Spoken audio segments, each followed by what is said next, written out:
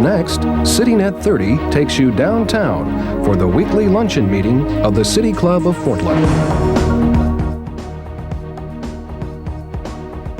Live weekly coverage of City Club is produced through the facilities of Portland Cable Access. Now we join the City Club for this week's program.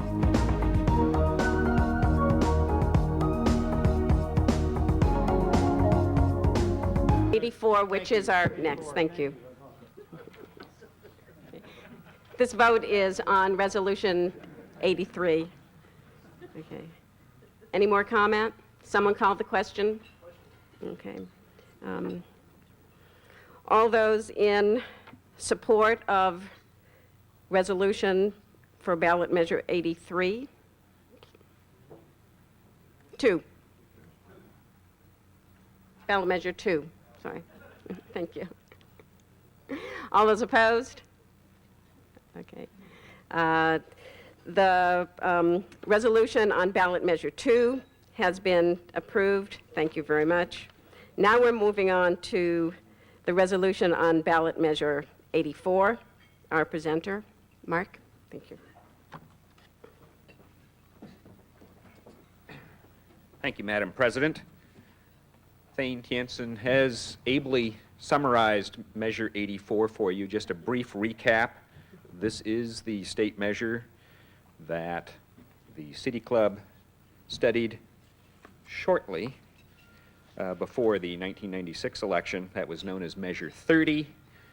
The reason it may seem familiar to you is it's exactly the same except for the sunset provision. That sunset provision is why we are now considering it as Measure 84 again.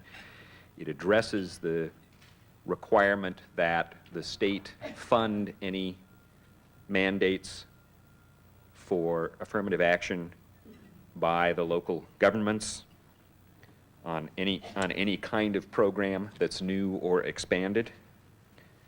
And again, the summary for the City Club's position on that was there may be some concerns for local governments that both federal and state legislatures impose many requirements on them to do something affirmatively, to spend more money on some program. But this is not the way to address it. This tends to bog things down. Some of the fears of the expressed in the City Club report have not fully developed in the few years since the passage of Measure 30, but we believe that that's because the Oregon economy has been so good that we have many budget surpluses. So there's more than enough money to take care of all of these funding problems right now. And once this would be locked into the Constitution, now your hands are tied. We may not have this wonderful overflow of money for the next decade or so. So with that, I would move the adoption of the City Club resolution that has been presented to you to vote no on the new Measure 84.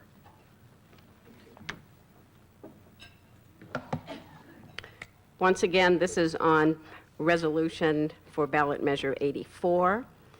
Microphone to my right, 4 to my left against.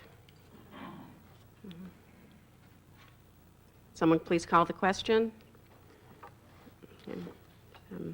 We will now proceed with the vote on resolution on ballot measure 84. All those in favor? All those in opposition?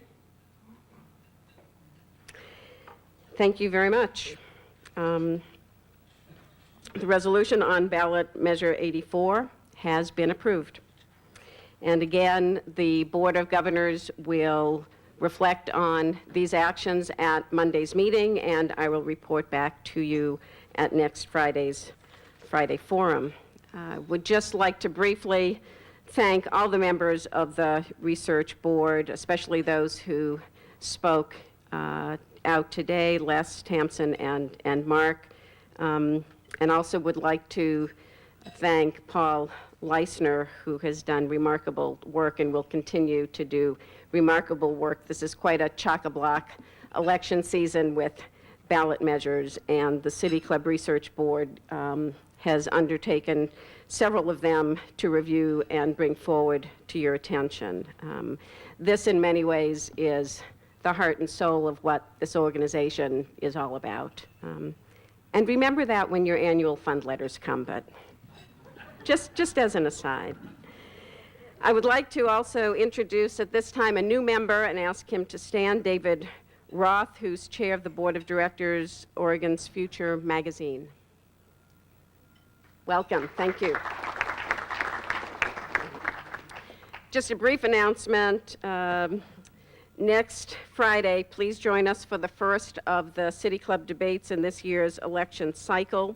Next year's debate will feature a single chair format with Brian Boquist, Republican candidate for the 5th Congressional District seat in the U.S. House of Representatives. Democratic candidate Darlene Hooley refused our invitation to participate, and she will not be here. Because this is a single chair debate, we will also use some of that additional program time to feature votes on additional ballot measures that will appear on the fall ballot. And now, on to today's program on the value of the small residential college and 2 remarkable stories that wonderfully illustrate the strength and vitality and importance of this kind of educational experience. Before we move to the dais, I would like to recognize someone who's out in our audience who is also a remarkable and very accomplished young scholar. He is from Portland. He had the misbegotten idea to go somewhere else to school, and we will forgive him for that. But Ben Cannon is also a Rhodes Scholar and will be going off to Oxford next year, and I'd like Ben to stand, please.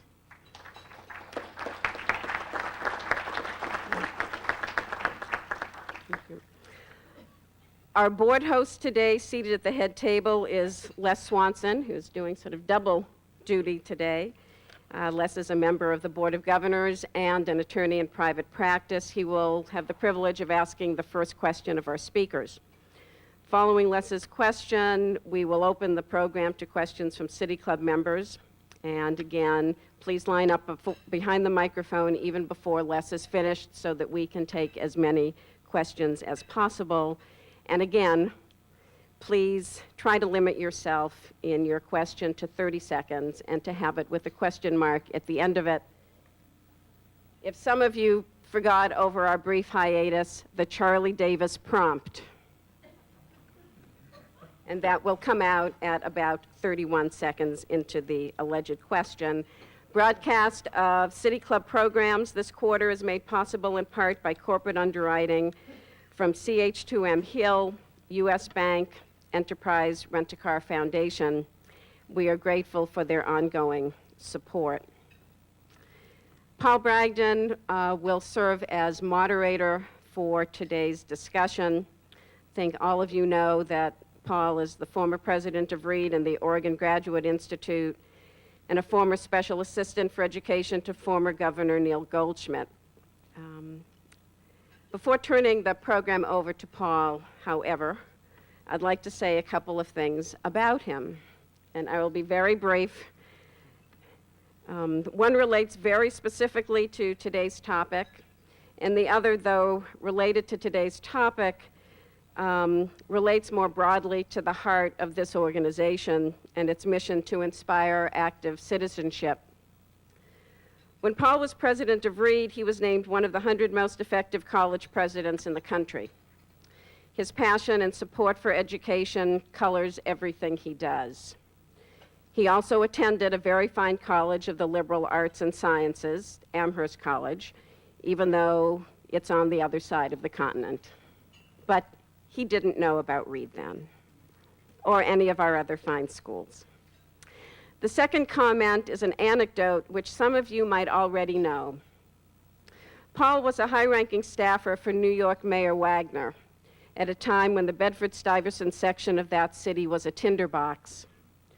By force of personality and conviction, Paul resolved a situation that threatened to throw that city into explosive chaos and to commemorate and honor his remarkable contributions during a very, very difficult time.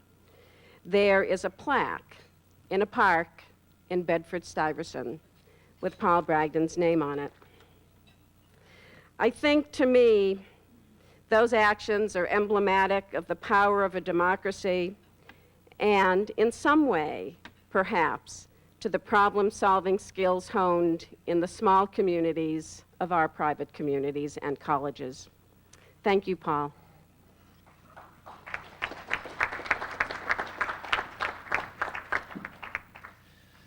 Thank you very much, Madam President.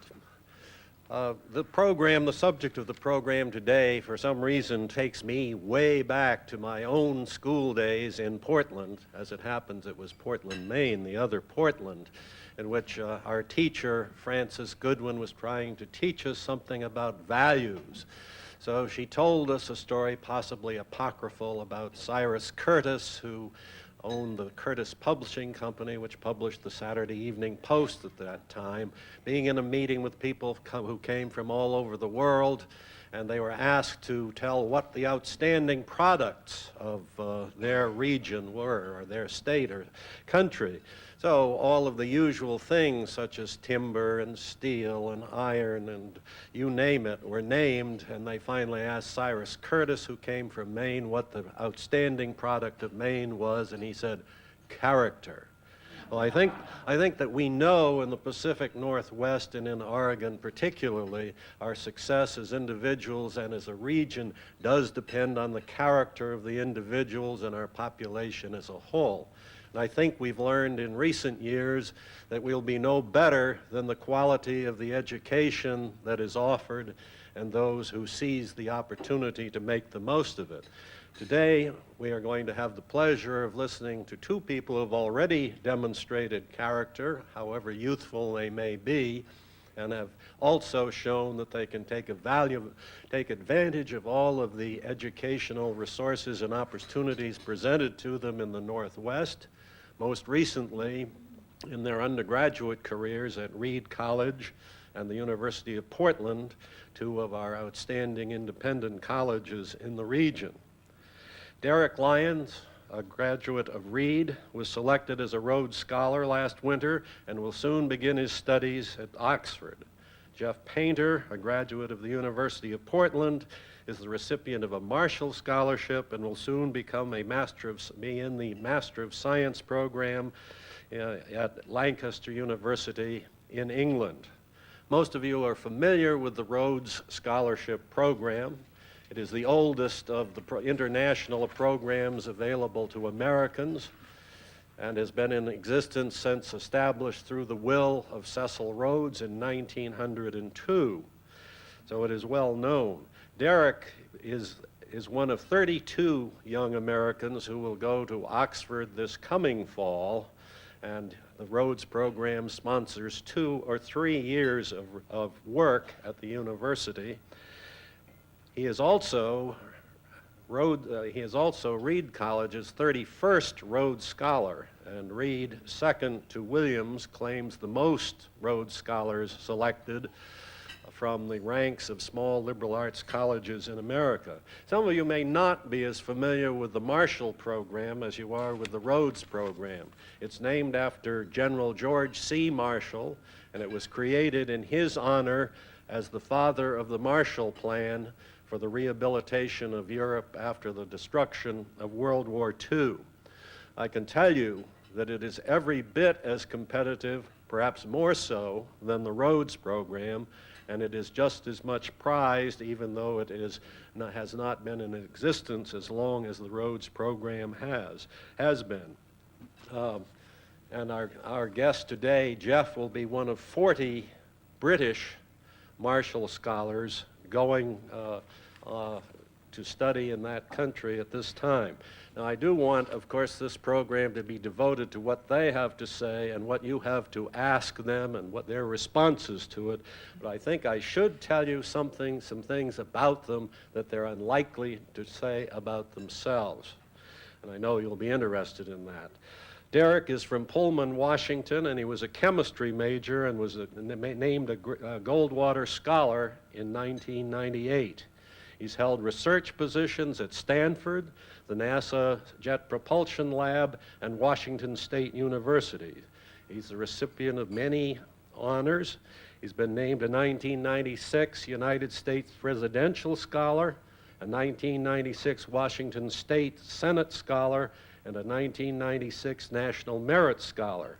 While at Reed, he has been active in the community, teaching biology to elementary and middle school students as part of Reed's biology department's outreach program. And he's also headed up a team for Habitat for Humanity. Showing another side of his nature, he played on the Reed squash team and the handball team. At Oxford, he plans to pursue a bachelor's degree in computer science, studying artificial intelligence and artificial life. He hopes to use his computer science skills to develop robots that are capable of helping people with disabilities, including his legally blind stepfather. His parents, Tina and Ron Lawrence, live in Sisters, Oregon.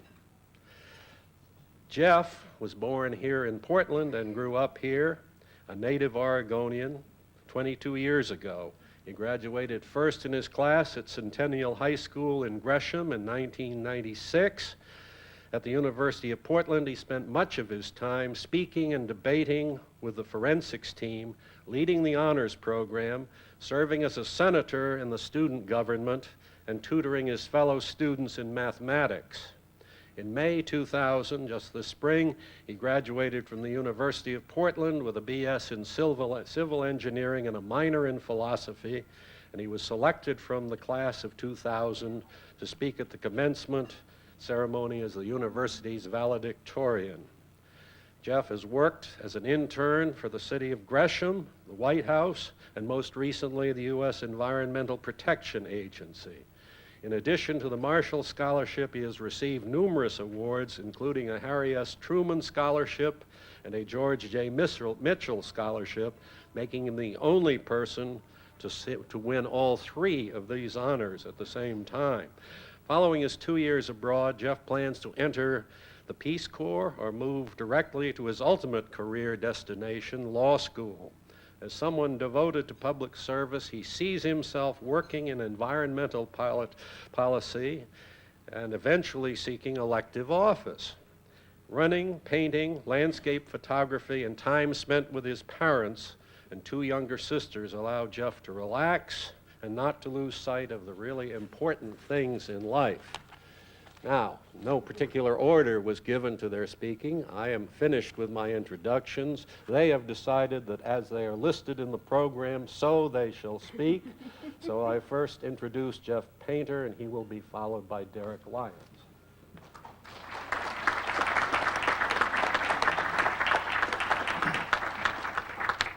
Thank you very much, and thank you, Paul, for that introduction.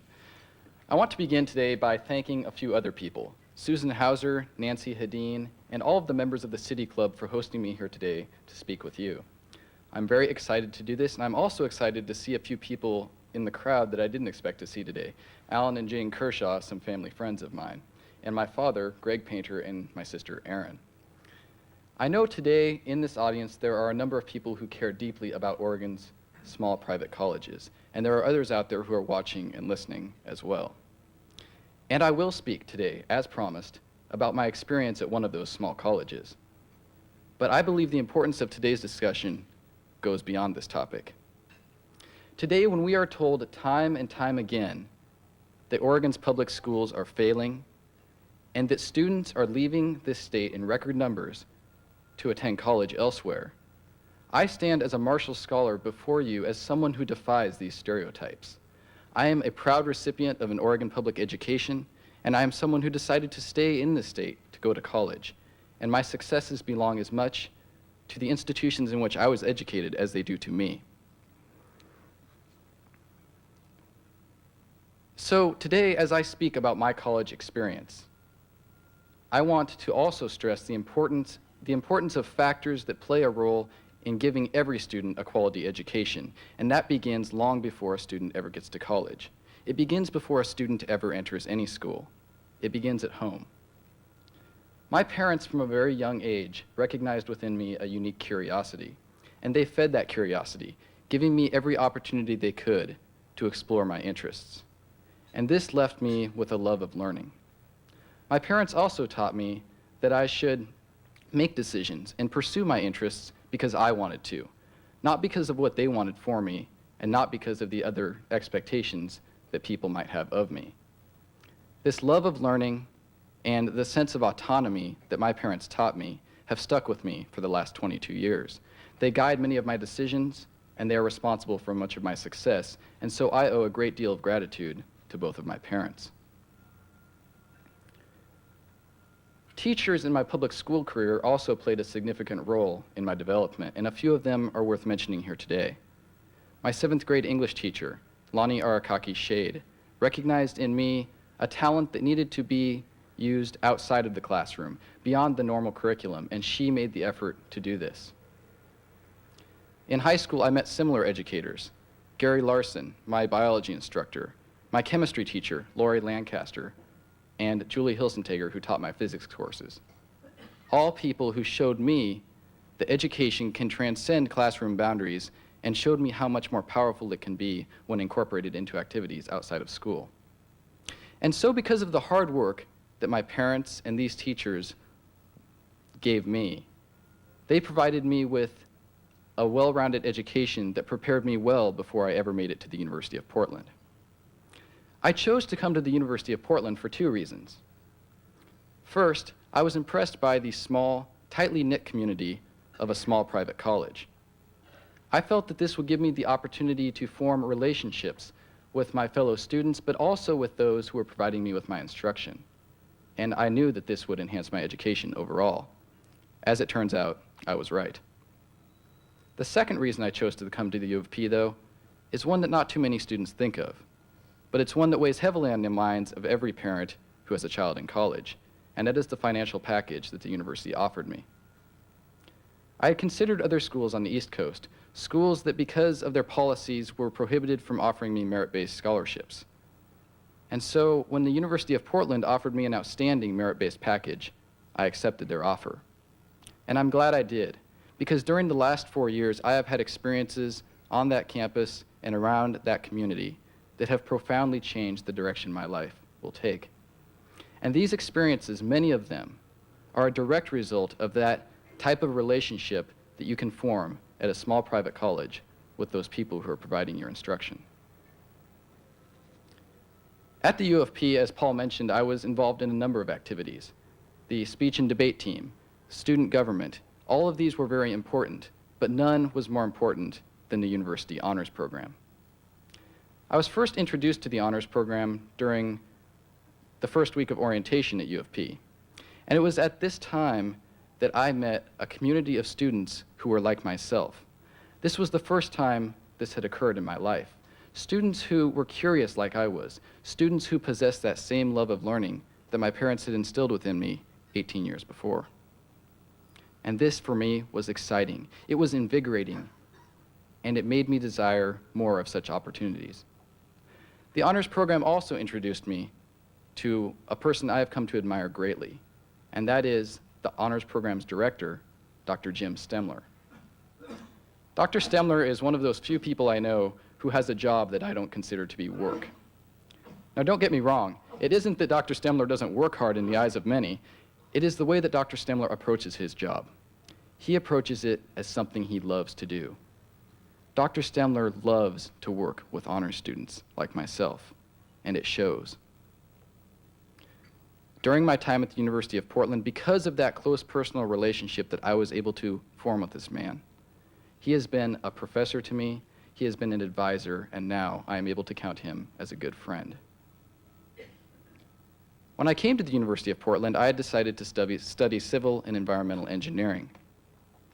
And I decided to take this course because I felt it would give me the opportunity to solve environmental problems. And it did give me that opportunity.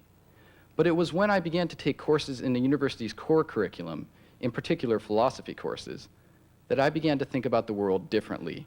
I began to think about the problems I was solving in engineering as rather technical, and I saw larger problems that needed to be solved on a more global scale. And so my focus drifted from engineering and toward a new arena, an arena in which I felt I could make a larger difference, and that was policy and politics. Philosophy also introduced me to the person who is unquestionably the most influential figure in my life at the U of P. and that is the person who was my philosophy professor. She has been my scholarship advisor, and now, like Dr. Stemler, she is a close friend, and that is Dr. Nora Martin. After my sophomore year, rather than pursue an engineering internship, I followed my newfound interest in policy and politics, and this took me to an internship that I found myself in Washington, D.C., at the White House. I was very excited to be going to the White House, and when I arrived, I learned that I had been selected to work in the West Wing, which made my experience all that more exciting, though I will say it was nothing like the TV show. At the White House, I was at first impressed by the grandeur of the place, by those tall white columns on the north portico, by the many faces that I recognized from television and newspapers. And I suppose I was also impressed that I was working just a short walk from the Oval Office. But when I left that summer, I was no longer impressed by these things. After 8 weeks of working in that place, I was inspired instead by the people alongside whom I had worked. Those people who will never have their faces on a television, who will never see their names in print. Yet these were people who worked tirelessly, day in and day out, because they passionately care about the issues they are working to resolve. This, to me, was an inspiration. It made me feel as if I wanted a career in public service as well, and it left me with a renewed sense of faith in government.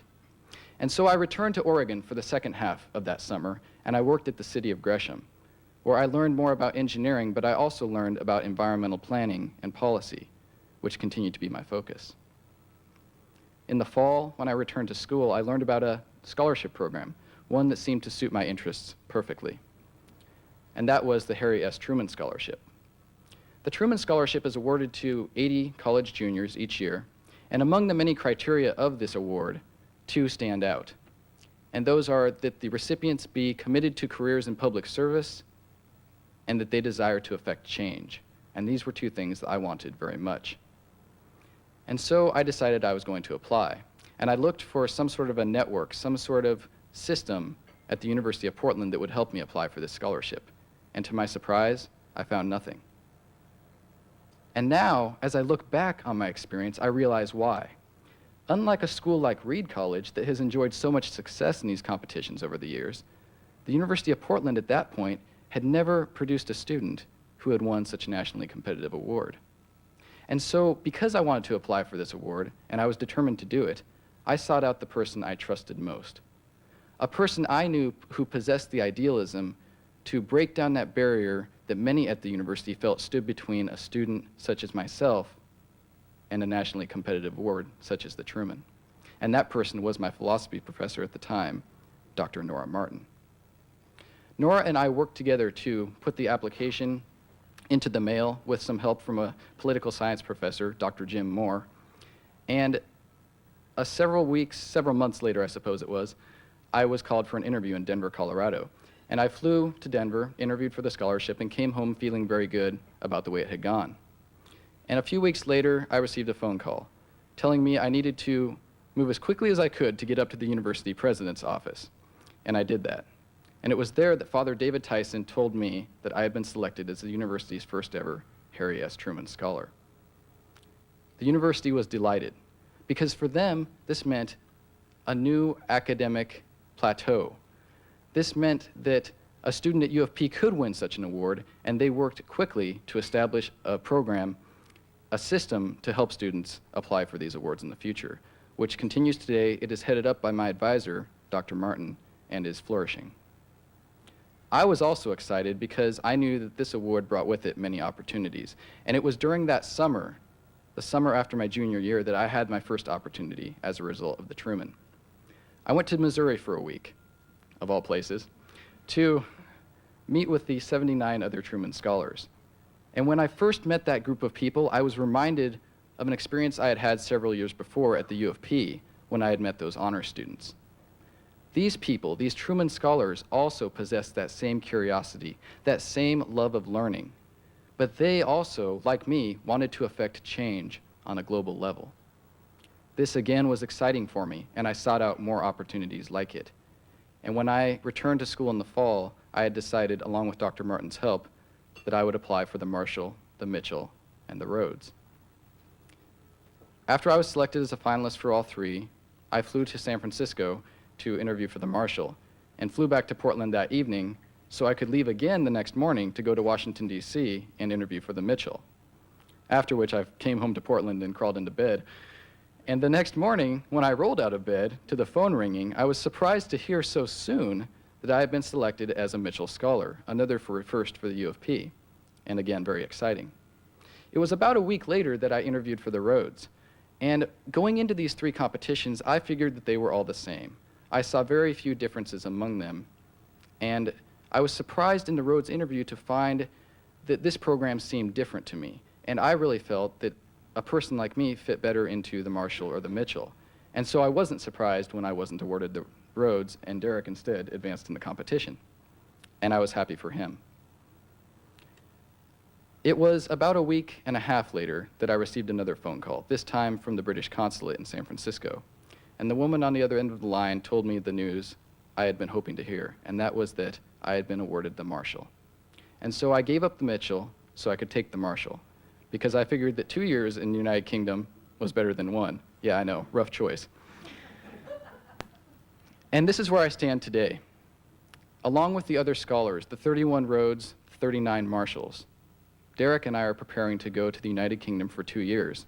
And as he and I were discussing earlier, I leave 2 weeks from yesterday, and it's hardly sunk in. I'm very excited for the opportunities I will have there, and I've thought a lot about what I expect to get from the experience. And when I think about my experience there, during those 2 years, I reflect and think back on the past 22. And whether it was my parents, or a teacher in my public education, or someone with whom I formed that special relationship with at the University of Portland, I see a common thread in my experiences, and that thread is people. And as I prepare to go abroad for the first time, I think back about a very special person in my life, and that person is my uncle, Greg Havley. My uncle has traveled more than just about anyone I know, and I remember when I was young, he would come back from some faraway foreign country and speak with me and my sisters about his experiences. And there were times when his stories were about the places he had been. There were times when his stories were about the things he had seen. But most often, I remember his stories being about the people he had met. And so just as people have played an important role in my life up to this point, and they played a crucial role in the experiences that my uncle had abroad, I expect that they will play a role as I travel to the United Kingdom for the next 2 years and in the rest of my life. Thank you.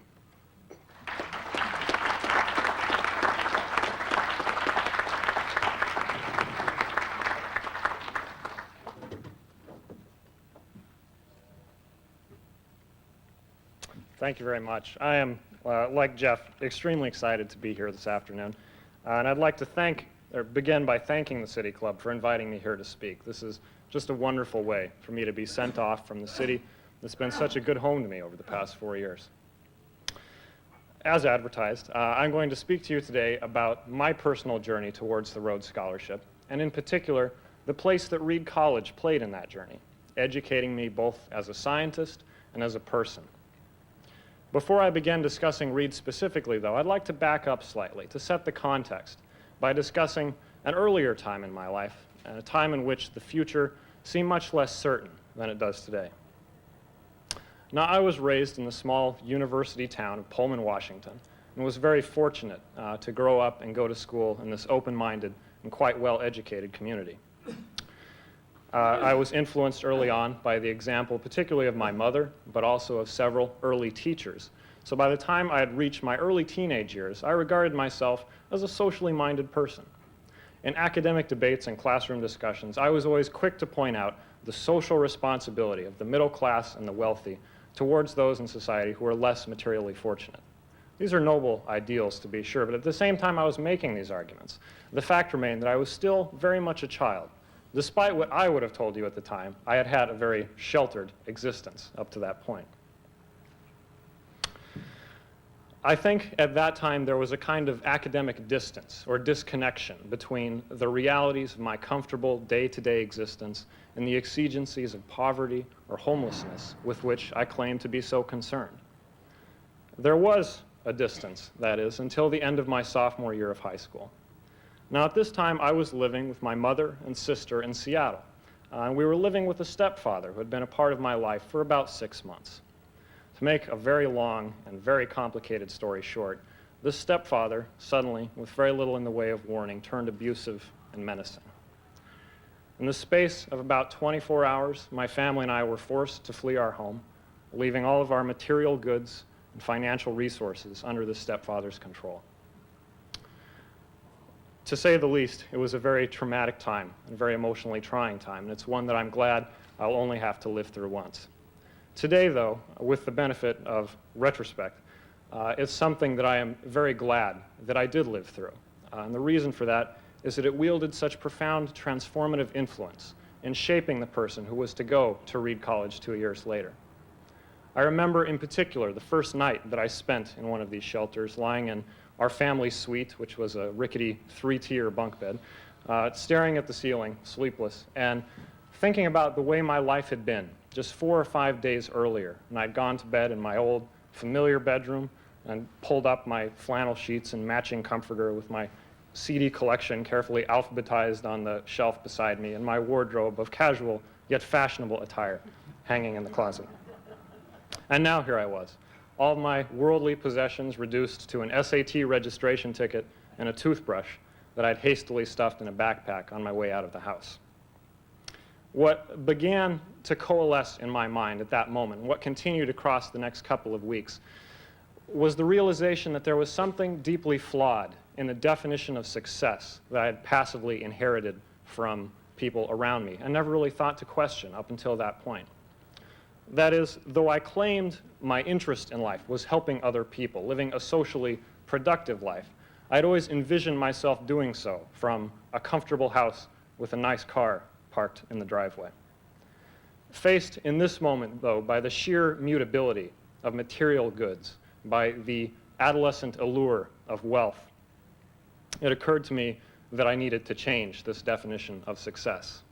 What I learned across the next couple of weeks, aided in large part by the example of those men and women in the shelter system and in the legal system who worked so tirelessly to help my family and I, was that the only thing that has real permanence in our lives, the only thing that really matters, is the way our actions radiate outwards and affect others. Armed with this conviction and my budding love for science, I approached my college search several years later looking for a place that would allow me to conduct socially minded scientific research, which was my career goal at that moment. This was a long process looking for a college. Involved several months of research and a good deal of reflection on my part. In the end, after being wooed by the East Coast schools, though, I remained convinced that Reed College was the place that I needed to be. I believed there was something in the Reed education, something that I wouldn't be able to get anywhere else.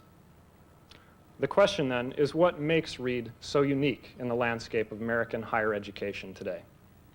There are several ways to answer this question, of course, but I think that one of the most productive is to consider the identity of the Reed student body.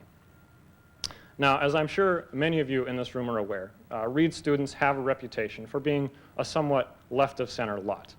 Indeed, on my first visit to the campus, I was somewhat bewildered by the array of vibrant and yet completely unnatural hair coloring and retro hippie chic clothing that's favored by so many of the students. What I quickly came to realize, though, was that regardless of the many ways that people at Reed choose to present themselves, they're all there for a common purpose, and that is to conduct serious scholarship in an environment that takes them and their abilities seriously. Reed doesn't tend to attract students who are looking simply to credential themselves for a lucrative post-college job. For one thing, it's too difficult. For another thing, that kind of attitude towards education is simply not supported by the ethos of the Reed student body. In fact, during my 4 years there, it struck me that the one social taboo that I really came across was that one really shouldn't manifest to one's peers or one's professors in particular that you just weren't that interested in whatever it is you happen to be studying at the time. The belief that runs through the Reed pedagogy and that unites the many kinds of students who come to Reed to study. So whether one is considering the poetics of Sappho or the intricacies of Schrodinger's wave equation, these things are important. They matter, not for the sake of grades, but for the sake of what they can reveal about the world around us and the world that came before us.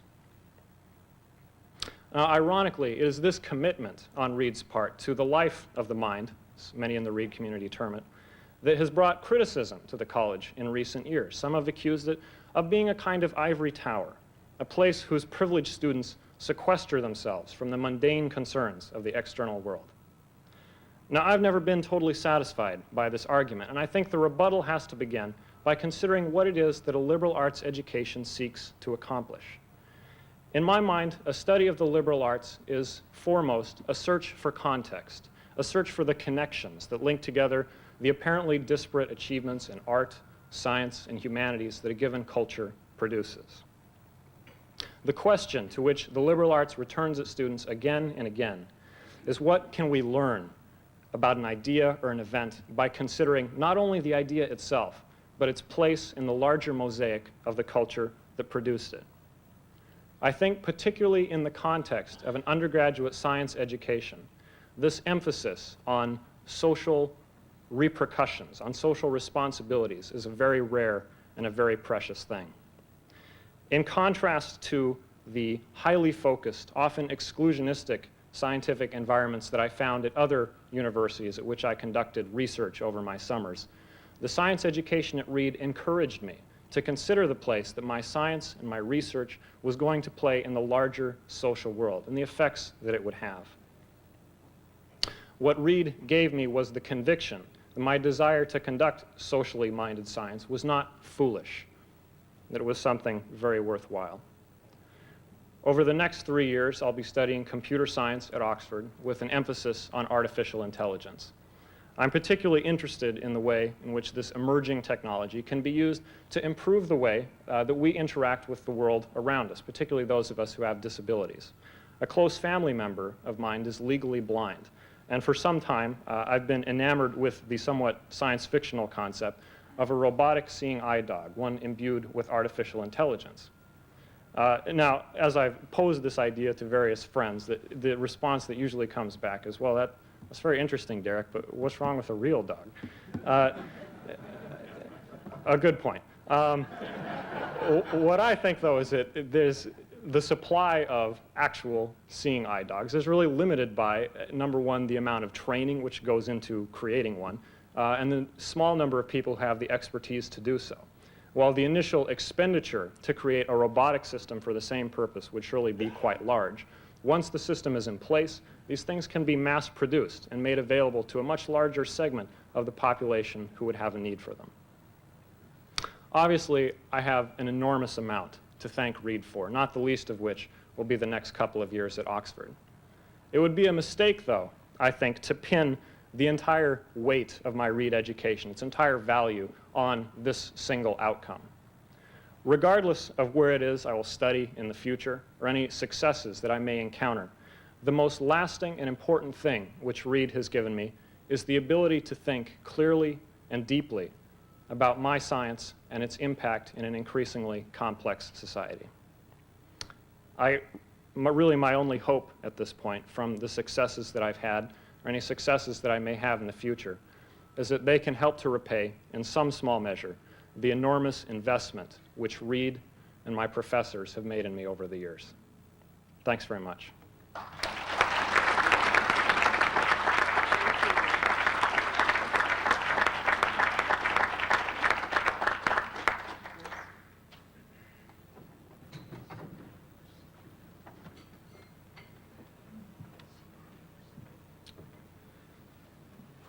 Jeff and Derek, thank you very much for those inspiring stories.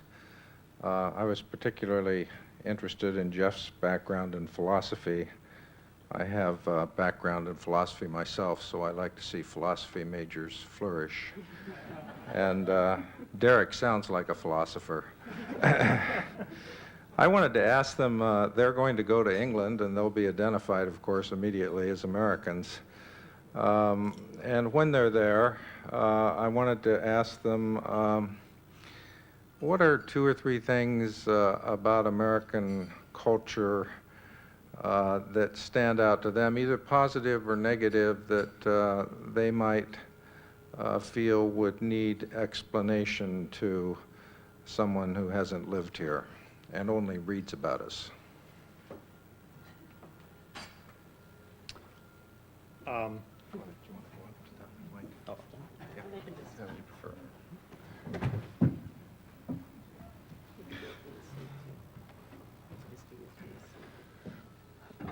I was told to expect this question, so I've been kind of mulling it over. I think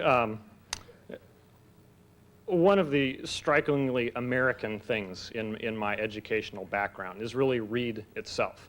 I think it's a place that is intensely focused on individuality and being raised or educated in that environment. I've got to see the positive and negative repercussions of that kind of drive towards individualism. As I was shopping, trying to go from the t-shirts and jeans look of Reed to the button-down Oxford appearance, I was told that I should avoid bright colors and that I should sort of mute my color selection, because otherwise I would give myself away as an American and someone who was trying to stand out from the darker colored crowd. So that's one of the things I'm very interested in with this, is to see how that plays out and how they will react, I guess, to someone who's been educated at Reed, with that in mind.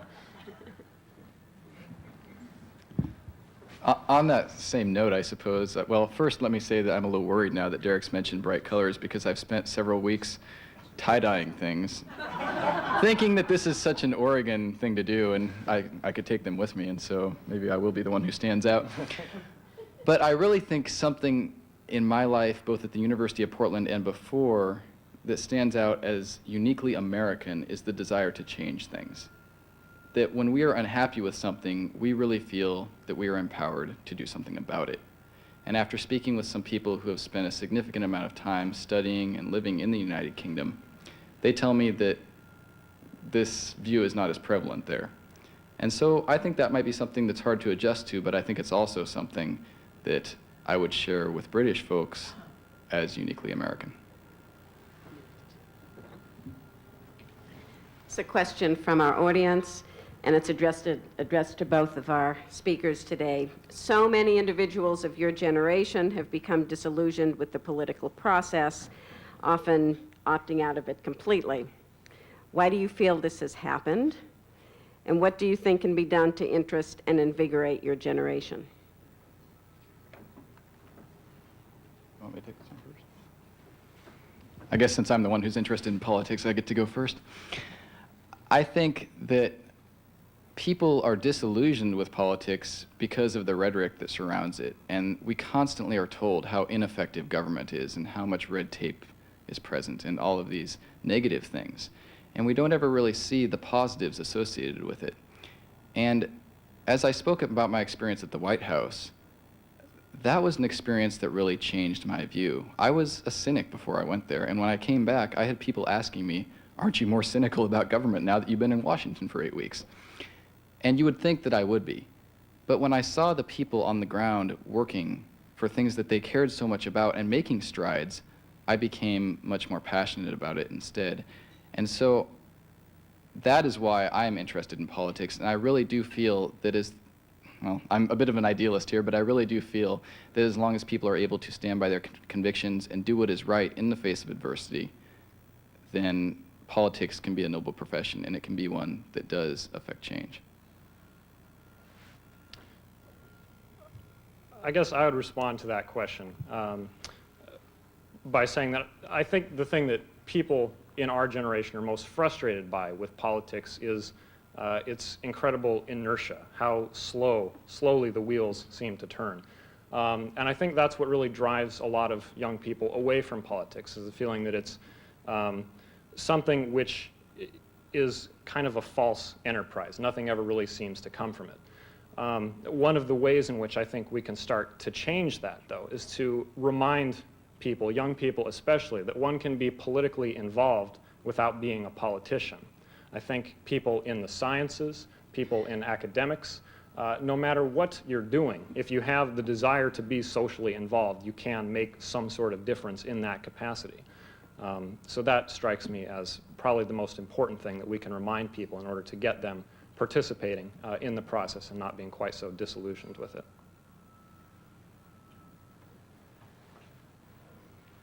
John Fruing, City Club member. There are lots of bright ducks and beavers in Oregon. Bright students, bright professors, bright graduates. I'm interested in your ideas or your thoughts on how your education has differed from the public institutions. In many cases, they have more resources than your schools. And I have my own views, but I'm interested in what you folks think is the difference between your independent college education and the public education that is available in Oregon. I think unquestionably the biggest difference, aside from considerations like financial resources, endowment, the amount of equipment that's available, what really makes the difference for a small college is the interaction that can occur between a student and their professors. I think anytime the faculty, oftentimes there isn't a large distinction in quality between these kinds of institutions. What differs, though, is opportunity. Whereas a professor at Oregon State or the University of Oregon who's faced with a lecture auditorium filled with 250 freshmen may be hard-pressed to establish real rapport with all of those students. The job is much easier for a professor at a place like Reed or the University of Portland. The thing that has made the biggest difference for me, absolutely, is the kind of collegial friendships, really, that I've built with the professors who have helped to educate me over the years. I'll second that, but I also have something else to add. I have good friends who attended the University of Oregon, and so I've spoken with them a number of times about the ways our experiences have differed. And there are both good things and bad things that I see at both kinds of institutions. And let me point out one of the good things about public institutions before I speak about some of the good things at the University of Portland. Something that I missed out on, but something that might be seen more at a school like Reed, was political activism and an active university community who cares about issues beyond campus. The University of Portland in many ways is confined to campus, and the students who are there just don't have that same energy about these things that they have at a school like the U of O. And so that's something I feel like I missed out on a bit. But there were certainly many things to make up for that. And as Derek mentioned, one of those was the types of relationships that you are allowed to form at a small school with your professors that you can't form in a 250-seat auditorium. And these have really changed me through my education because I always felt that I could go to a professor's office or that I could even call them at home and ask them a question if I had it. And this established a comfort between me and those instructors, and ultimately, I think that that provides you with a much better education in the classroom.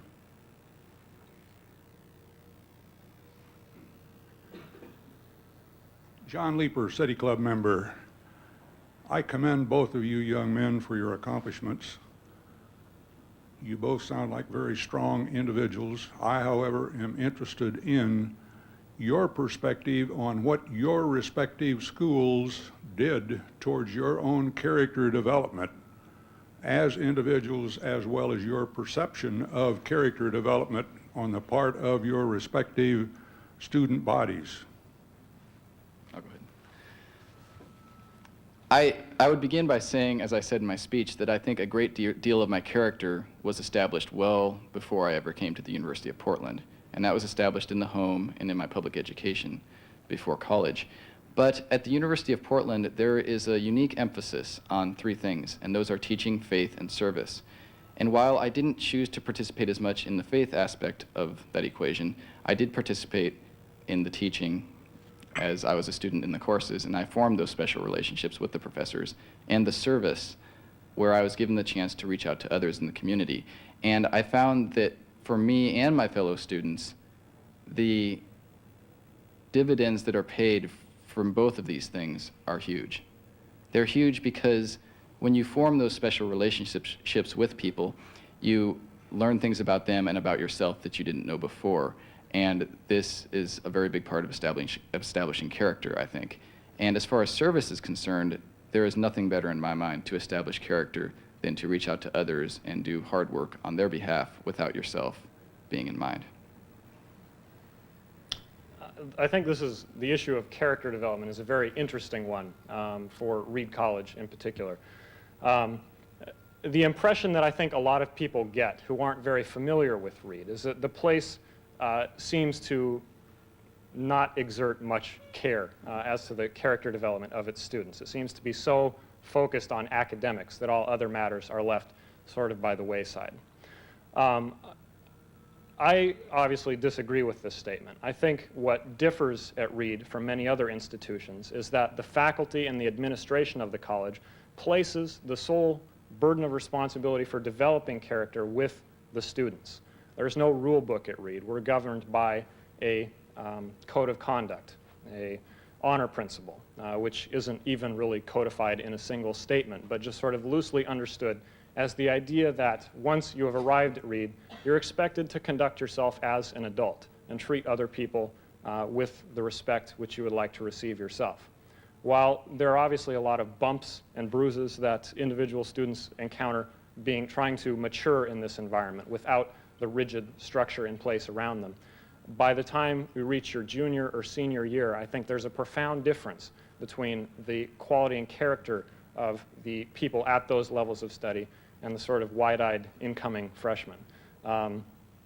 So it's an interesting system, some that many people may have issues with, but in my own experience, it's one that works quite well.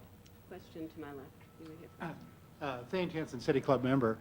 Jeff mentioned the financial aid package that really was instrumental in keeping him here in state, and while Harriet graciously has forgiven Ben for going out of state, I'm wondering from both your perspectives, particularly given what I assume is the opportunity to talk to students who were scholars such as yourselves that could have stayed here, opted to stay here in Oregon, but nonetheless because of financial considerations a more attractive package was offered to institutions outside of the state, whether you think we're doing enough to keep of our best and brightest here in the state of Oregon, whether this really is an issue we should concern ourselves with, and whether you'd like to see a movement toward more merit-based as opposed to need-based scholarships.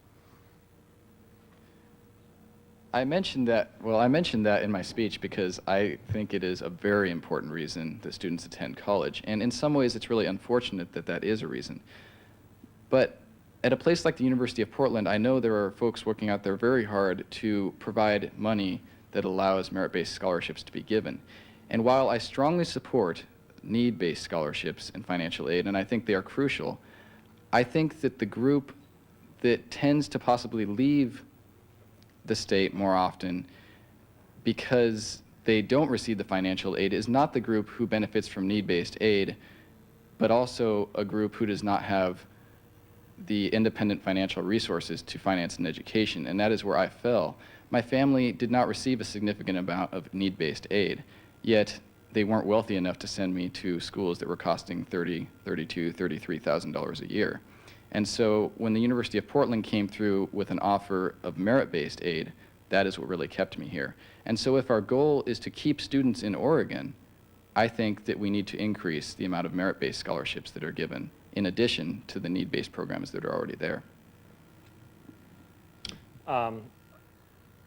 My background was such that I could not possibly have attended a school like Reed, one that was as expensive as Reed, without having that education essentially provided to me by the generosity of scholarship donors, federal and state aid programs. From my own perspective, I believe that the primary thing that we need to be concerned with, that Oregon's private colleges in particular need to be concerned with, is making sure that the pool of resources that are available for need-based financial aid can keep pace with the size and needs of the student body. This is something that Reed has struggled with over the years, and I'm very happy to know that the college is in a much, much better financial place in the 90s than it was earlier in its life when there were some more rocky times. We've recently received an enormous gift from an alumni to provide close to $20 or $30 million earmarked to need-based financial aid particularly. I think this is something that we need to see more of from people who have enjoyed an education.